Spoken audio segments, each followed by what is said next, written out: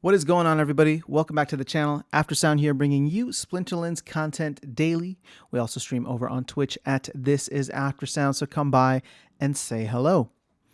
All right, let's talk about Chaos Legion and the aftermath of this sale and what we learned.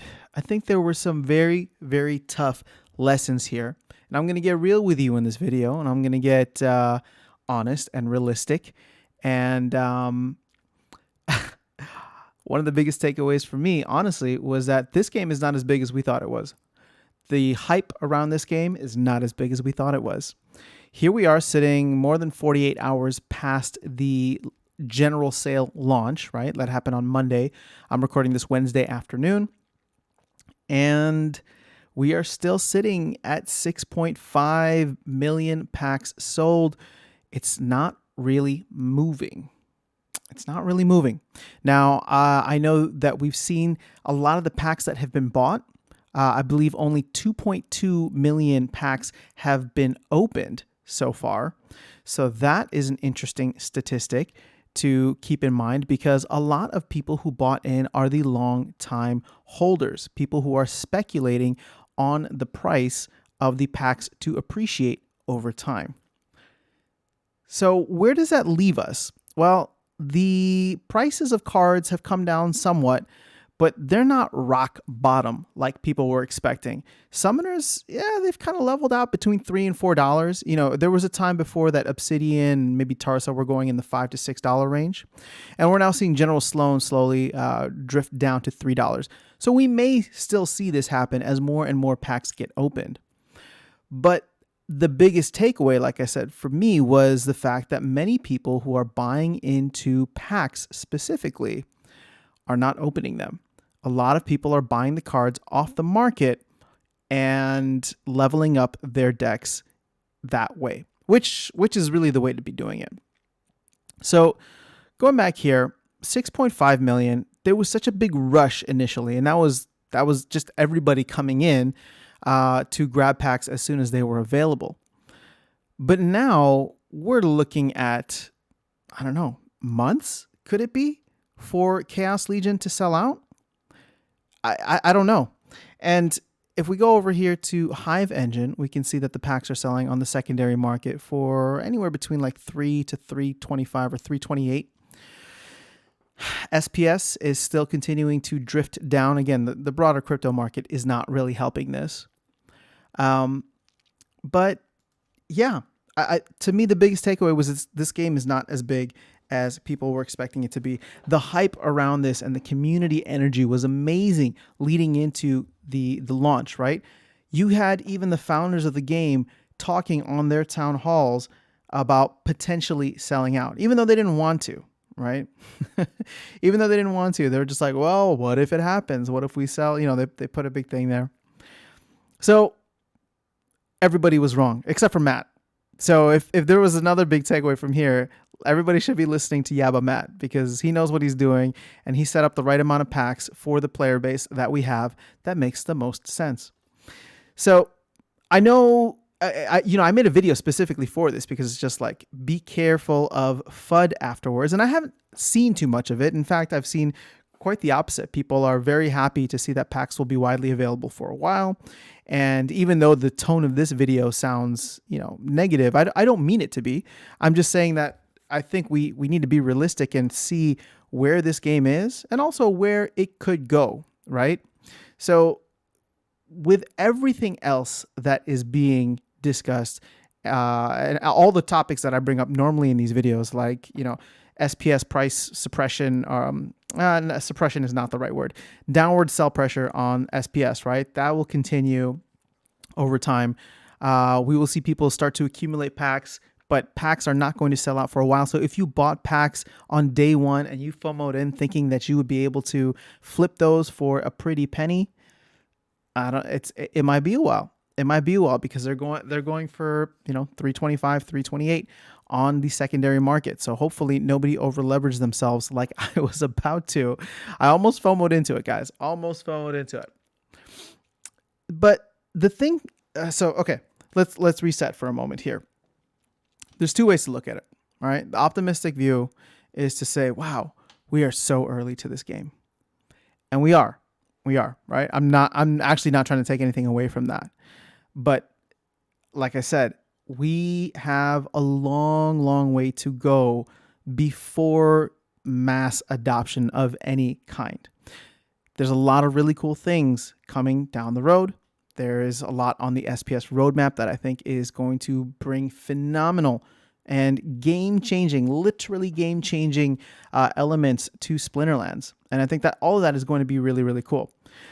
Also, we have to keep in mind that the broader crypto market sucks right now. It's so boring. So much liquidity has left. But even if that liquidity had been there, right, would we have sold out? I don't think so. Because $40 million, right, roughly was what we were looking at. You had about 12 million packs going in. If you account for the bonus pack, so 12 million packs at $4 a pop is going to be $48 million. But we'll just say $40 million of sales. In crypto, it's not that much. I know it sounds like a ton of money, but it's not that much. And the fact that you had multiple people, right?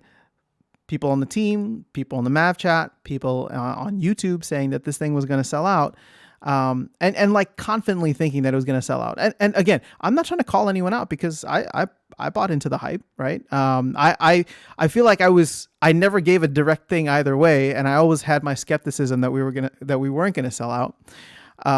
But you know, it was just part of the energy, and it was a positive energy. So I'm not trying to take anything away from anyone. I'm just saying that okay, we all thought this. Right? We all thought this and it didn't happen. So now what? Okay. So to me, that says that there are a lot of assets yet to be claimed within Splinterlands. And this is kind of exactly what I brought up in a couple of videos ago, in a video a couple of weeks ago, where I said, if Bitcoin doesn't recover by the end of the month or even mid-month and Chaos Legion comes out and it doesn't sell out, then we might be going through a consolidation period, right? And not your typical crypto consolidation period, but a period within the game where, because of this huge launch, there is somewhat of a flood of supply in terms of new assets, but also there is a ton of assets, or there are a ton of assets sitting on a digital shelf right now that haven't even been bought by anybody, right?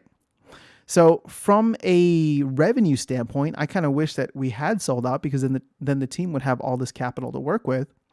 But at the same time, this is what they wanted. So this is kind of where we're at. And I wonder how long it will take us to sell out.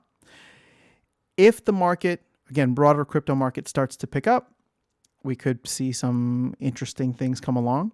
If we get some looks by some guilds, that could also offer extra eyes, extra exposure. But in the meantime, the people who are playing this game day in and day out, and who showed up and who are ready for the general sale, we all collectively don't have enough money to push this project. That's just what it comes down to. We bought roughly, I guess we're closing in on 50%, right? 50% of Chaos Legion. So this is supposed to be for the new folks who come in. And the goal, with all the advertising that's happening, all the word of mouth that's going on, all the content that people are starting to put out. You know, I mean, I've been trying to pump out as much content as I can, as you can tell. So as the gaming sector starts to hopefully grow in 2022, hopefully we can get more eyeballs on this. Hopefully we will have easy access and on-ramps for everyone to join, grab packs, feel like they can immediately make an impact and start earning within the game.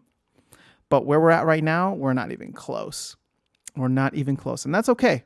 That's okay, because like I said, we can always go back to that very optimistic viewpoint of we are so early. And that kind of gets me excited, because I have had the opportunity, because through the channel and things, to actually speak with a lot of people who have been in this game for years, I guess, at this point. But even folks who came to the game a month or 2 months before me, like things changed dramatically for them. They were buying $30 Jotun, right? And $30 llamas and $10 crons or whatever it was. So we are kind of in a period now where we went through this massive growth spurt, right? You think about it like a crypto chart. We went through this massive growth spurt with the launch of Chaos Age, and everybody got super hyped. And now we've crashed back down and consolidated down. And the problem is we didn't crash to a newer high. In fact, we crashed to a lower low, right? And part of that is due to the fact, I'm talking about SPS specifically, part of that is due to the fact that there's all this downward pressure on SPS, and that's not going to go away for another 6 months. So this is the time, right? This is the time, and I'm not trying to say this as like overly bullish. I'm just saying that, I still continue to believe in the game. I continue to believe in the team, and specifically Matt now. So whatever Matt says, I trust because he's the only one who got it right. Everybody else was starting to drink the Kool-Aid. No, I'm just messing around. But it was funny to see that how that whole interaction came out. And I wonder what the in-office atmosphere is like now with Matt saying, "I told you so. I told you so." But yeah, so moving forward, this could potentially be the period, right, where everybody's going to look back and say, "I cannot believe you were buying a Chaos Dragon for $11, right? Or I can't believe you were buying a Queen Mycelia for, well, what is she going for? $23, or a Dr. Blight for $100. It's hard to imagine now. And again, I don't shell out hopium here. I don't shell out endless optimism. So I don't know, one, if that day will come, and two, I don't know if it does, how long it will take. And my bet and my guesses are it's not going to happen anytime soon, right? Like we went through this huge hype cycle. And sure, Rift Watchers may be another one and might add some. But we know with the airdrop and all these other things that are happening with, the investor unlock, that's going to be going on for the next couple of months. So buckle up, because it might get bumpy. Might go down further, but this is the time to be investing into the game in either your deck or either, I know people buy DEC, but I can't in good faith recommend that. It's not as terrible as it was before, but SPS or land, right? Land is very speculative. Cards, in my opinion, have become very, very speculative too, because they change so much with the game meta, that my game plan going forward is to own as much SPS as possible. I want as much ownership in the game, right? In the governance of the game moving forward. And we know that the whole goal of SPS with the roadmap is to give it as much utility as possible. They've even taken away the only utility that DEC had. So what happens with DEC remains to be seen. There's some elements, there is some reason to potentially be bullish on there, especially if we go back down to the peg or even under the peg, right? We have been at a point before under the peg, so it's definitely possible. But yeah, there's no timeline. There's no timeline on when things will pick back up. But I would say enjoy this lull right now. Everybody loves the the hype cycle, and oh my gosh, the price is pumping, and we're doing X's on SPS, and we're doing X's on card prices and values and all this. But when we hit there, it's too late, right? This is the time that you should be consolidating into projects that you feel have good potential. And if you're watching this video, then you probably feel that way, or at least somewhat that way, about Splinterlands. And I think it is a tremendous time. Again, I think this consolidation period will last for a good amount of time, which is just a good buying opportunity, right? Not financial advice. And here's the beautiful thing. You don't have to buy anything. You could just play the game. You could just play the game, continue to earn, continue to diversify your assets within the game, and not put another penny in, and still come out on top in 6 to 12 months. So stay strong, guys. It'll be all right. But we have a lot of work to do, and I don't think that that's a bad thing.